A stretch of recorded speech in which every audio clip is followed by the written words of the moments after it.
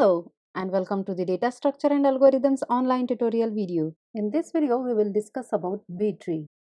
B-tree is a M-way tree. Here M means order of the tree. For example, if you are said to create a binary tree of order 7, then M is equal to 7 and that created tree would be 7-way tree. B-tree can also be called as generalization of binary search tree. I hope you know what is binary search tree. If you want to learn about binary search tree, you can watch the video posted on our channel. Link is given in the description below.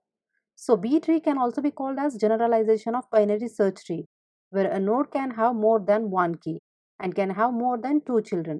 It depends on the value of M, and every node can have more than one key. Means, say for example, here we have a binary search tree. Here you can see that the value of the root node is 8. You can call it as key value. Here tree is having only one key in each node, but in B-tree, a node can have more than one key. Say for example, here this node can have two key values 8 and 9, and B-tree always maintains the data in a sorted order. All leaf nodes must be at the same level.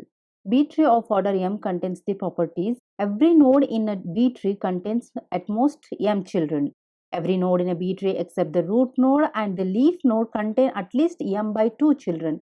All leaf nodes must be at the same level. Next, we will see the insertion of elements in the B-tree with an example in our next video. Please like the video, subscribe to our channel, and please hit on bell icon to get notified whenever we post new videos. Install DSA application from the Google Play Store or from the link given in the description below. Please let us know if you have any queries in the comment section below. And thank you for watching.